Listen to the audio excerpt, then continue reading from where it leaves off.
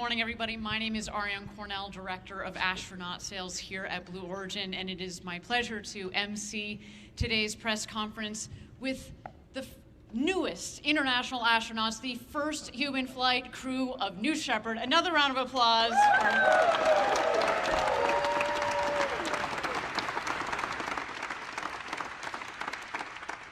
And without further ado, I think it is time to pin these four wonderful people, astronauts. And with that, I'd like to introduce to the stage Jeff Ashby, our Senior Director of Safety and Mission Assurance, as well as former Space Shuttle Commander. Jeff?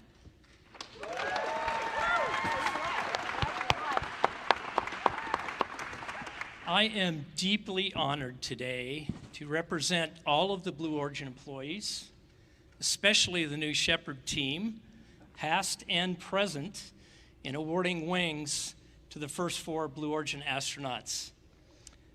These astronauts will wear a set of wings in the shape of the letter A.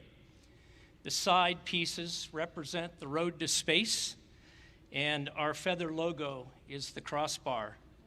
And at the top, a tiny blue sapphire to remind these folks that they are from planet Earth and that they have a mission to protect this home. With that said, Oliver, would you join me?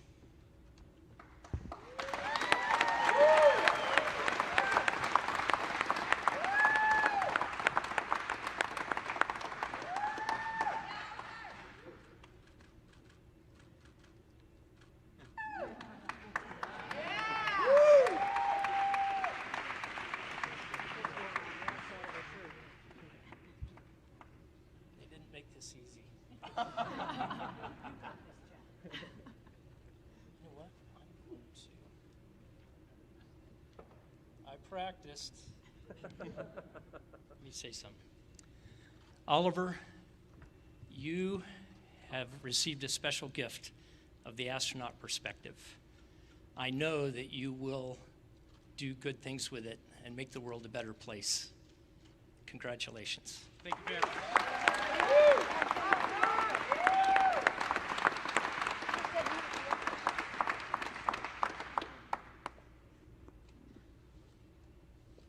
Would you join me, please?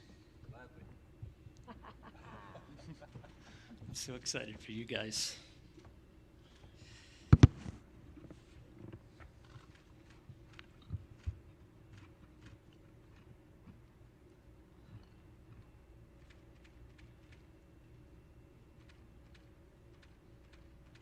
you feel pain yet? Not yet.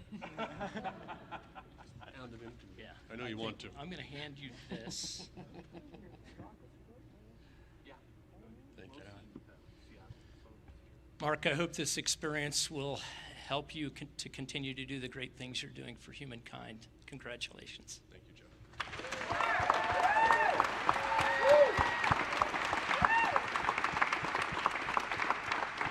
Jeff, would you join me, please? Happy. Thank you, Joe. This is such a privilege.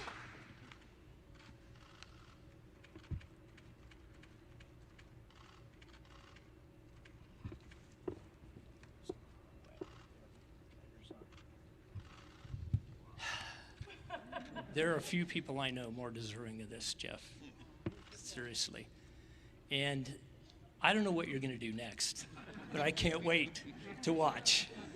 Congratulations.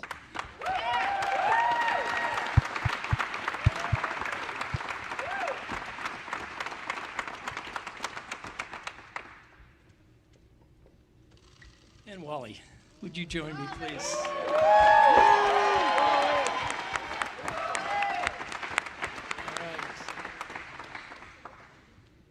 60 years, Wally. And I get to pin this on. Wow, it's the best pin I've ever had in my life. And I've had lots of them. Wally, you continue to inspire us. Thank you so much for doing that. God bless you, and congratulations. Thank you. More to come.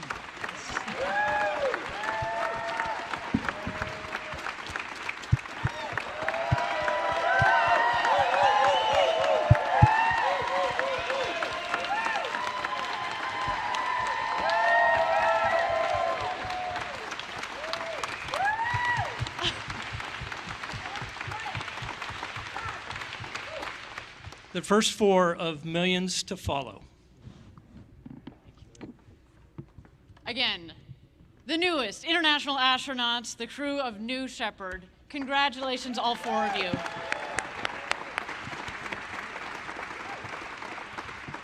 So, without further ado, how was it? Right. Jeff, what was it like? Was everything you imagined? I'm going to answer that question, but just real quick. Please. I want to thank a few people. First of all of the engineers at Blue Origin who have toiled hard to get this done. The people who build the vehicle, all of our manufacturing people. This is a big team. They've been working on it for many years, and they have done an extraordinary job of building the most reliable, most beautiful, most fun, I mean, I can vouch for that, I'll get to that in a second, vehicle. And we owe them a deep gratitude. And the people who kept us safe today, who operated the vehicle, our trainers, everybody, it's just huge. I also want to thank the town of Van Horn. This is a small and amazing little town. You know, we're making a dent in it. And we appreciate you for allowing us to be part of your town. And then I want to thank every Amazon employee and every Amazon customer, because you guys paid for all of this. So seriously, for every Amazon customer out there and every Amazon employee, thank you from the bottom of my heart very much. It's very appreciated.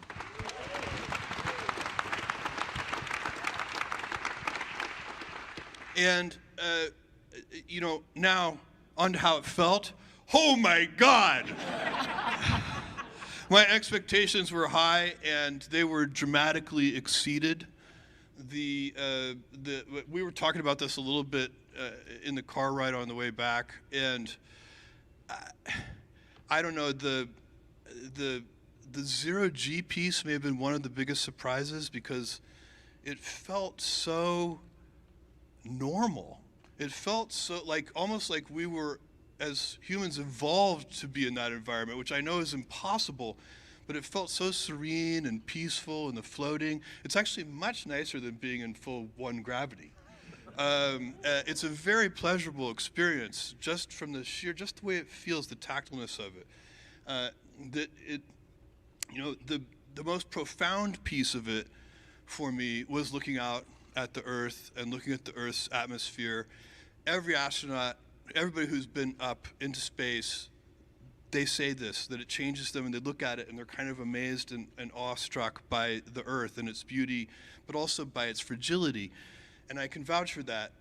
When I look out, you know, when we're sitting in this room and when we're driving our cars and we're moving around the planet in our normal ways, the atmosphere is so gigantic. You know, we're these tiny little things, and the planet, the atmosphere is so big. But when you get up above it, what you see is it's actually incredibly thin. It's this tiny little fragile thing. And as we move about the planet, we're damaging it. And, you know, so that is, you know, that's a very profound. It's one thing to recognize that intellectually. It's another thing to actually see with your own eyes how fragile it really is. And that was amazing. Who wants to add? Oliver, you want to tell us how it was? Our first paying customer? Feel like you got your money's worth, sir? For sure. No, it was so amazing to see it from above and to move around. Like, yeah, I totally agree. It feels so natural, like almost like we should be doing this. And I hope that we are one of the first, and let's hope that many, many more people can do this, because this experience you should share with more and more people. It's so amazing. And a special congratulations to you on becoming the youngest person to have ever flown in space. Woo! Thank you.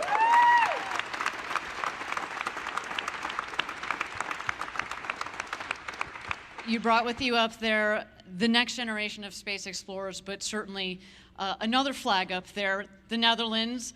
To everybody out there, the Netherlands, there's the new Dutch flying man. There you go.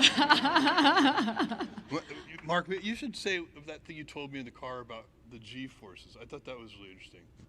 Well, I was surprised. I mean, they had told us what what the G-forces would feel like on the way up. And, you know, again, it's one of those things that you hear about and you anticipate, but, you know, you really feel them on the way up. It was incredibly exhilarating. And then, you know, on the way back down, what I had not anticipated, so we hit 5 Gs briefly on the way back down, and that's a lot of pressure. And unfortunately, during the status check for each astronaut, by the time they got to astronaut demo, which was the name I was flying under, we were at 5 Gs, and so they were like, "Astronaut demo, how you doing?" I was like, "I'm doing okay."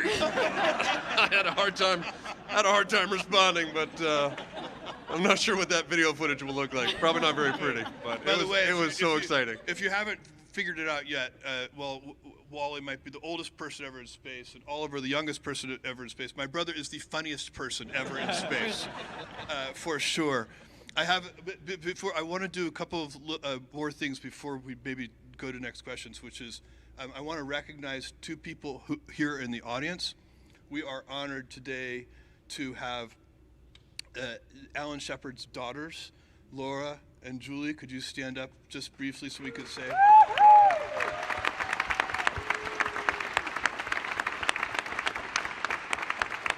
And of course, Alan Shepard was a Apollo moonwalker and has a gigantic list of accomplishments.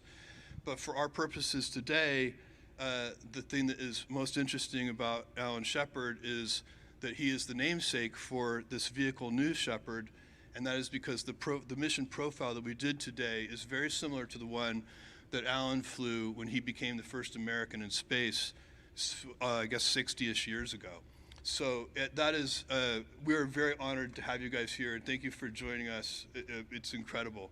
I got some pictures with them backstage, and I know those are getting blown up big. Thank you. So, and then I have a couple things to show. Let's, can we start? Do you want to talk about the couple of things we flew? Go ahead. Well, we did, so we had the opportunity to bring with us, it was actually on loan from the Explorers Club. We were able to fly with a piece of canvas from the Wright Flyer.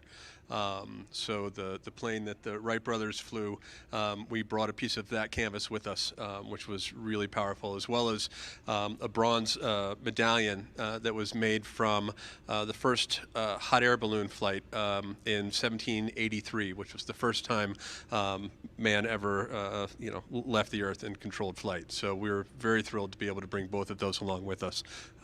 And we brought those precious objects back. Yes, we did. And the Explorers Club will be pleased to hear Yes, that. they're very happy about that. And we have one more thing, which I would actually just like to show you. If you could, who has the goggles, could you please bring them up to me? Yeah, would you hold that for me? This is incredible. So, all right, why don't you stand so you guys can face this? We also flew, these are Amelia Earhart's goggles, the ones she flew across the Atlantic with, solo. And you can see she put tape over them to kind of have less light come in, because it was just so bright all the day and she was flying for so long. And they're just, I like to think that if Amelia were here, she'd be very, very proud of Wally.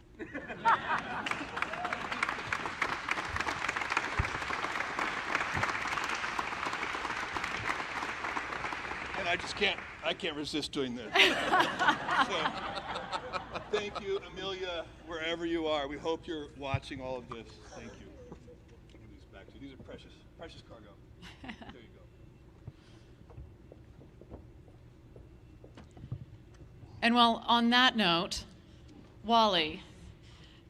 Oh, I'm sorry. Oh, please go ahead. Thank you, Lauren. Just reminded me. I have one more thing, which is, and Christina, I might need your help on this, but Mom, could you come up for a second? Where's my mom? Okay, you don't have to come up. I can come to you. I wore this necklace, and it is a Blue Origin feather, and I wore it up into space, and now it's for you.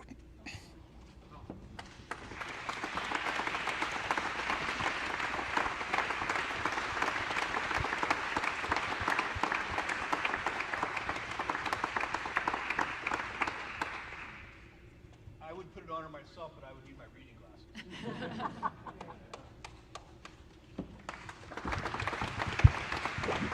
Okay. And now, Wally, last but not least, Amelia Earhart, what a lovely transition. An aviation icon and now an aerospace, a space icon. What was it like? Woo! I can't tell you. I had such a good instructor. He took us through everything that we were going to do. So when I went up this morning, the noise wasn't quite as bad, and we went right on up, and I saw darkness. I thought I was going to see the world, but we weren't quite high enough. And I felt great. I felt like I was just laying down. I was just laying down, and I was going into space. And I want to thank you, sweetheart, because you made it possible for me. I've been waiting a long time to finally get it up there, and I've done a lot of astronaut training through the world, Russia, America, and I could always beat the guys on what they were doing because I was always stronger, and I've always done everything on my own, and I didn't do dolls. I did outside stuff. and I flew airplanes. I over 19,000 some hours. I loved it. And I loved being here with all of you and your family and the four of us. We had a great time. It was wonderful. True. I want to go again fast. And then when I got off the ship, they gave me the tail end of one of the balloons, and I'm going to cherish that forever. And by the way, we can confirm that Wally, once again in training, outperformed the men on the mission. 100%. I was going to say, she beat all the three boys up to the top of the crew access tower. Everybody saw that. There's video footage. We have proof. Indeed, darling, you did. You did. Well, so Wally Funk, now the world's oldest astronaut to have ever gone to space, and perhaps the first founding member of our Blue Origin frequent flyer program. Sounds like she's ready for it. When I do lectures or wherever I am around the world in the United States, I'm only 45. You're being generous. I keep saying every time somebody says, oh, she's 82, I think there's a typo. You're 28, Wally. We know this. Well, thank you so much for giving us your impressions, but let's see it with our own eyes. I'd like to roll the tape of what it was like in the crew capsule. Go, guys! Okay. Oh, wow. Oh, wow. Oh, wow. That's incredible. To space. Unbelievable.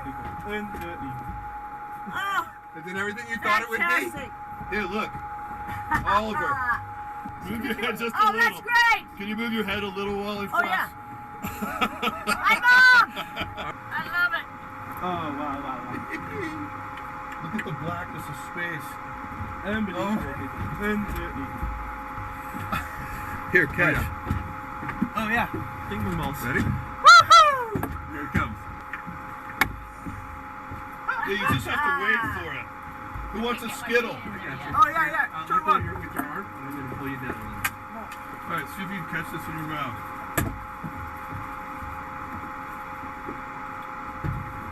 Yeah! Well done! Here, toss me one. Let me try. Here it goes. Oh, sorry. Mid-fast. Here, try again. I can't get it up. I got you. Oh, wow.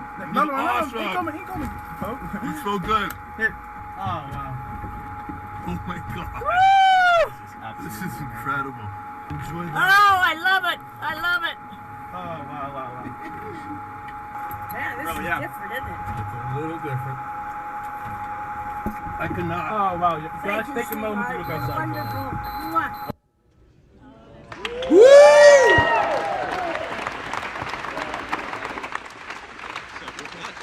That was a good catch. Wally was. Oh, sorry. Go ahead, Mark. I was just saying that was a good catch.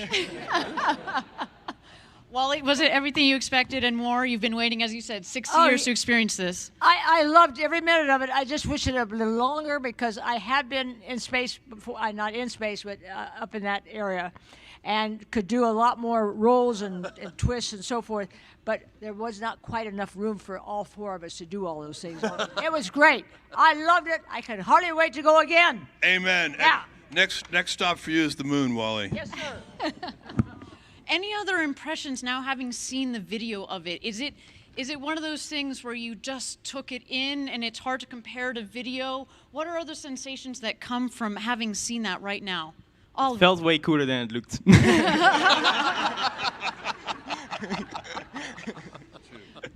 Well, so after, of course, their 4 minutes of weightlessness, the fun that you had, of course, we got you buckled back in, and you descended under those beautiful 3 parachutes. I think we've got another video here of your descent back to our beautiful West Texas Valley. Why don't we roll that right now?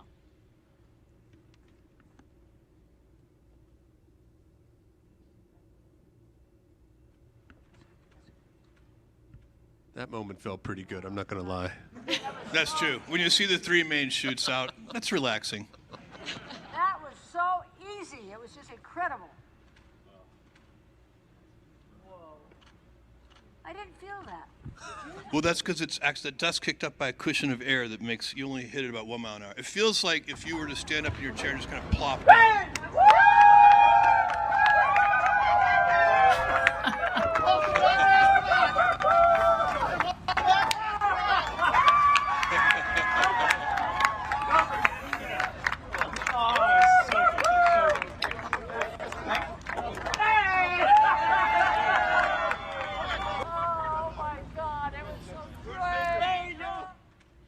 And Our family was happy to see us. That's a good sign. What was that moment like coming back and seeing your friends and your family here? You have supported them, or they have supported you, that is, your dreams to get to this point. Oliver, your father is here. Joseph, thank you so much for being here. What was that like? Yeah, well, he was a bit more emotional than I would have thought. Like, everyone on the ground was way more emotional than we were. We were just having fun. It's so true. Yeah. Yeah, I think that our family has been extremely supportive through all of this, and I think that you know, I know that my wife was an absolute rock leading up to this, which made you know, the adventure much easier for me. But I know that when we came down, it was sort of time to let those emotions out a little bit. So it was great to see everybody, and yeah, it was a little more emotional than I had anticipated as well. Jeff? Yeah, I mean, you know, I wasn't that nervous, but my family was somewhat anxious about this, and so it was so sweet actually to get hugged by them after landing, especially my kids and Lauren and my mom and dad and really all of you guys, and you know, we have a bunch of close friends here too, and it just makes me realize how much I love you and how much I'm loved. And Wally, your friend Mary is here. Yes, I am so happy she's here. She knows what I'm going through. She was one of my flight students, and I've had many, over 3,000 flight students, and I don't know if they're going to get to see this or not, but I felt so charged. I was not nervous. I was just normal person going up into space, and that's what I wanted to feel. Nothing here. I can confirm that Wally was never nervous. She was wondering what was taking so long. It's true. We had a 6-minute hold on the pad, and Wally was like, "Are we gonna go or not? What the hell? We're burning daylight. Let's go." But then, Wally, once we got you going fast, going over Mach 3, and it's this beautiful rocket behind us here, our new Shepard rocket that got the team up to space. And by the way, it also, of course, made its landing back on the landing pad. Why don't we take a look at that landing that we have here?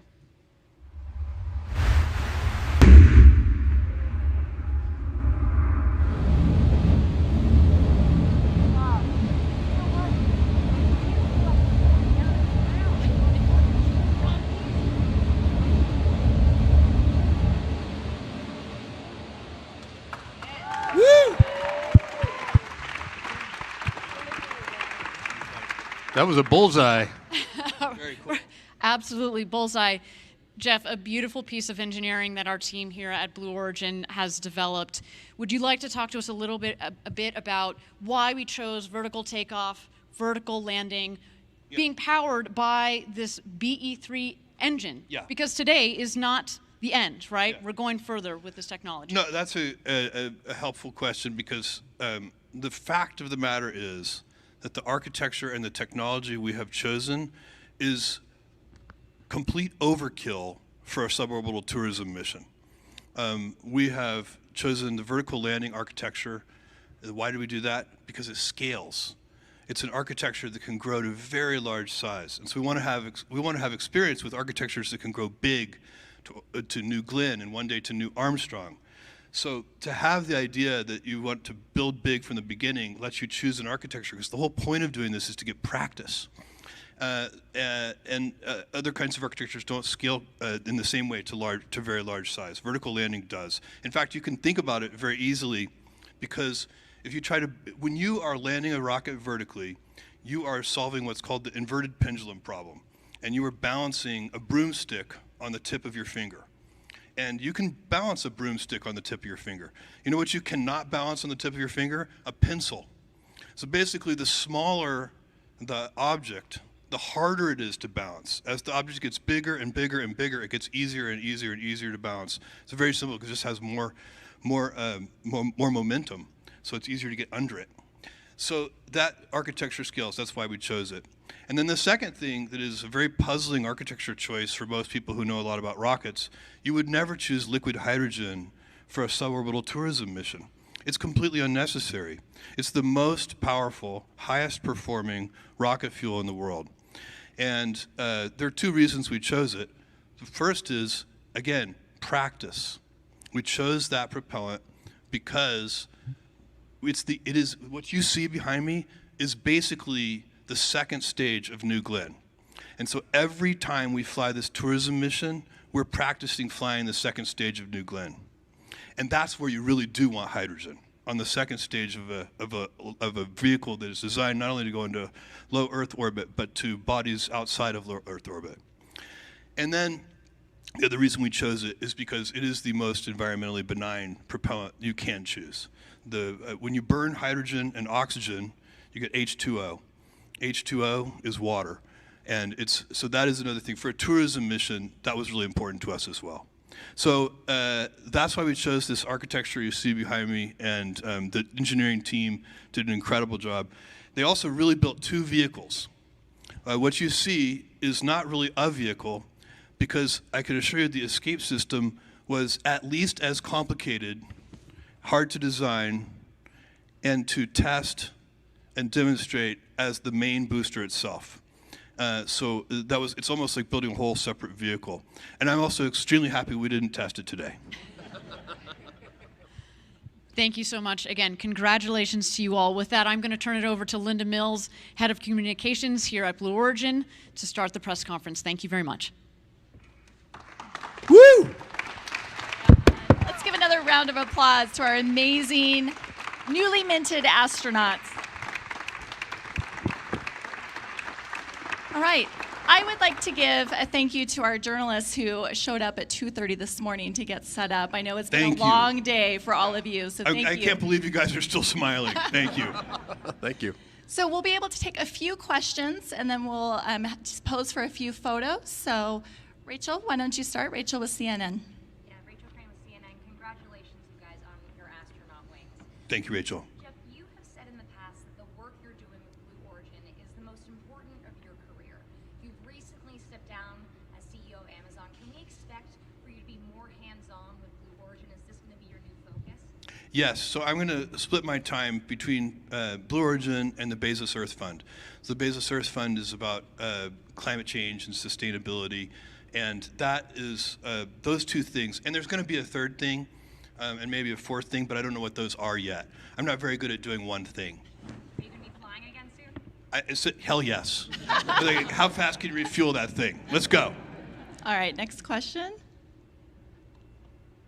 Let's go Reuters. Two quick questions. One is, when is your plan to wrap up launches as far as the cadence of years? And then second, you talked about the capabilities that you're developing. You mentioned that Armstrong. Can you walk us through some of the technical aspects of it and the timing of when that might come forward? So Eric asked about the cadence and the capabilities. Okay, we're going to fly human missions twice more this year. And what we do in the following year, I'm not sure yet. We'll figure that out, and what the cadence will eventually be. We want the cadence to be very high, and one thing we've found out through the auction process and what we've been doing is private sales. We're approaching $100 million in private sales already, and the demand is very, very high. So we're going to keep after that because we really do want to practice with this vehicle. So we're going to have to build more boosters and to fly more frequently, and we're going to be doing that and working on all the operational things we need to do, all the things we learned. What practice does is let you get better, and we want to be able. Right now, we have a mission life. We think somewhere between 25 and 100 flights for one of these vehicles. We like to make that closer to 100 than to 25, and then once it's close to 100, we'll push it past 100. That's how you get operational usability. You have to remember, big things start small. I told this crew when we got in today and we were sitting there on the pad waiting to lift off, we had time to ourselves, and I just said, guys, if you're willing, let me invite you when we get up there, and after, there's gonna be all kinds of adrenaline, all kinds of excitement, novelty, but take a minute, take a few seconds to look out and calmly think about what we're doing is not only adventure, it is adventure and it is fun, but it's also important because what we're doing is the first step of something big. And I know what that feels like. I did it almost 3 decades ago with Amazon. And big things start small. But you can tell when you're onto something. And this is important. We're going to build a road to space so that our kids and their kids can build the future. And we need to do that. We need to do that to solve the problems here on Earth. This is not about escaping Earth. Every time I read an article about people wanting to escape Earth, no. The whole point is this is the only good planet in this solar system. We've sent robotic probes to all of them. This is the only good one. I promise you. And we have to take care of it. And if you go into space and see how fragile it is, you'll want to take care of it even more. And that's what this is about. We have to and this is going to take decades. This is a big vision, but big things start small. And this is how it starts. And we are going to build an infrastructure. Just like when I started Amazon, I didn't have to build the Postal Service or Royal Mail or Deutsche Post. There were already gigantic worldwide infrastructure to deliver packages. That infrastructure today is for space just way too expensive and it doesn't work. But if we can practice with this suborbital tourism mission and continue and build bigger and bigger vehicles, timelines on Neil Armstrong and so on, I can't really give you because we don't know. But what I can tell you is we're going to keep working at those things step by step, ferociously. And I want to emphasize the ferociously. All right, we have time for one last question. And Tom Costello with NBC. Tom Costello with NBC News. Congratulations to all of you. Jeff, to follow up on that question and your discussion there, how do you make this more reasonable for everyday people who would like to fly? It's pretty steep right now. How do you bring the cost down so that this can be more accessible for everybody? It's a great question. How do you bring the cost down over time so it's more accessible to everyone? You've got to do it the same way we did it with commercial airline travel. We're really almost in the barnstormer phase, right? So these are biplanes, and they're flying into a farmer's field and charging a small price to fly people around for a few minutes in the air. That's what we're doing right now. But you know where that barnstorming phase leads? To 787s. And that's what we have to do. All right, let's give a hand. I'm afraid that's all the time we have for questions today. These astronauts have had a very long day. So let's give another round of applause for our astronauts.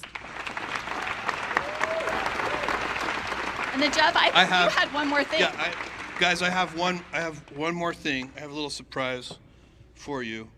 I am announcing today a new philanthropic initiative And if you could put the slide up so people can see it. It is called the Courage and Civility Award. It recognizes leaders who aim high and who pursue solutions with courage and who always do so with civility. Well, let me tell you how I feel about this. I feel strongly enough I actually wrote something down. We live in a world where sometimes, instead of disagreeing with someone's ideas, we question their character or their motives. And guess what? After you do that, it's pretty damn hard to work with that person. And really what we should always be doing is questioning ideas, not the person. Ad hominem attacks have been around a long time, but they don't work, and they've been amplified by social media. We need unifiers and not vilifiers. We want people who argue hard and act hard for what they truly believe, but they do that always with civility and never ad hominem attacks. And unfortunately, we live in a world where this is too often not the case. But we do have role models. And this award, do you have another slide here? Go ahead. It's first, I didn't tell you what the award was yet. I thought there was a slide for that. Here's what the award is. You see who the first recipient is, but let me tell you what the award is. The Courage and Civility Award is a $100 million award so that the awardee, the recipient, can give $100 million to the charities, the nonprofits of their choice. And these are people who have demonstrated courage. By the way, it's easy to be courageous, but also mean. Try being courageous and civil. Try being courageous and a unifier. That's harder and way better and makes the world better. So we have two awardees today. They'll each be getting $100 million to direct to the charities of their choice as they see fit. No bureaucracy, no committees, they just do what they want. They can give it all to their own charity or they can share the wealth. It's up to them. And the first Courage and Civility Award goes to Van Jones. Van, come on up.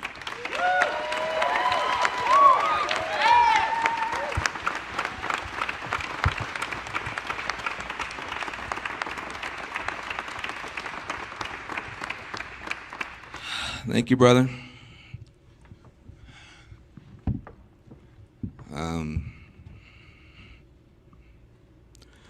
Sometimes dreams come true. Sometimes dreams come true.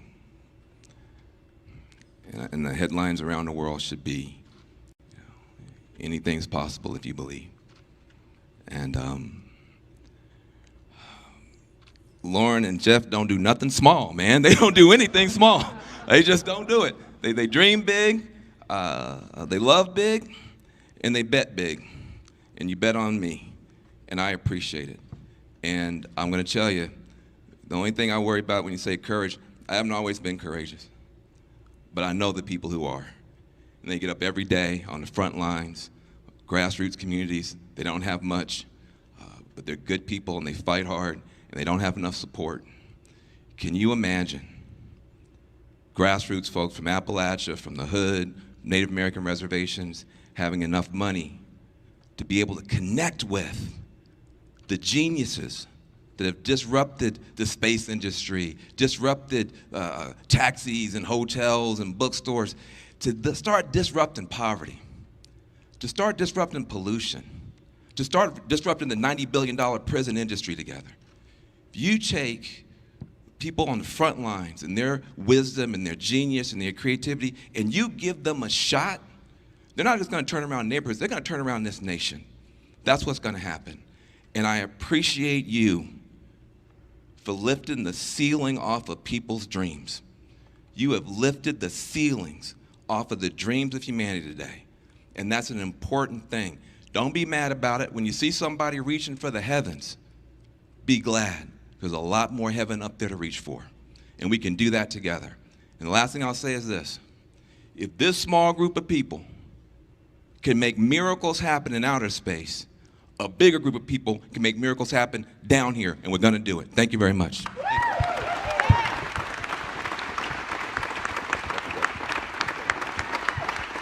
Hey guys, can you roll the little video we put together about Van Jones? Can you roll that little video, please? Short video. Van has been a part of much change. He has birthed a number of different grassroots community organizations.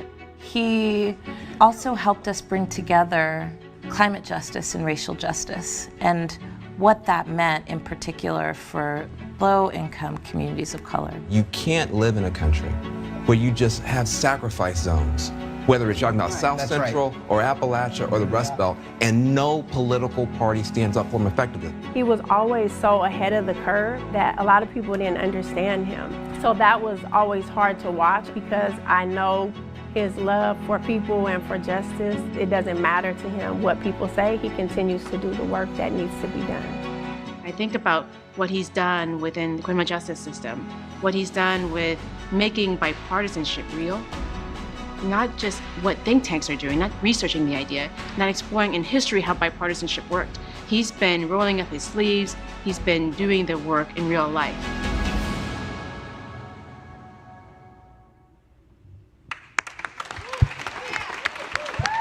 And I know that Van Jones is going to do something amazing with that $100 million. I don't know what yet. I bet he doesn't know what yet. But it's in your hands, Van Jones. However you're going to do it, it's going to work. We had lunch together a couple weeks ago, and he told me that he was just trying to tell me some of his life story, and he mentioned that when he was a young activist, he was angry. There's a big transformation that happened over the years. He said that the acronym that he used was RAP, so for reward and punishment. And if the mayor or whoever it was that they were going up against did something they liked, they rewarded them. And if they did something they didn't like, they punished them. And he said, honestly, Jeff, I wasn't very good at the reward part. I really focused on the punishment part. And then he changed. I mean, he really, the transformation, when you hear his story, is unbelievable and profound and inspiring. And you can always, and I think about this for myself, you wake up every night when you go to sleep, you get the chance to wake up better tomorrow. Now, we have another awardee. Let's roll that video. Jose Andres calls himself a pilgrim from Spain, a chef who arrived here 20 years ago with just $50 in his pocket, but these days it's hard to call him anything less than an amazing American success story. I know you. His love of his fellow men and women, his love of eating, which he shares with all of us. He is bigger than life, a force of nature, and a real gift. Michelin-starred chef who has won James Beard Awards for both Outstanding Chef and Humanitarian of the Year. Jose Andres is turning several of his D.C. and New York City restaurants into community kitchens. He has helped feed those in disaster areas in the U.S. and around the world.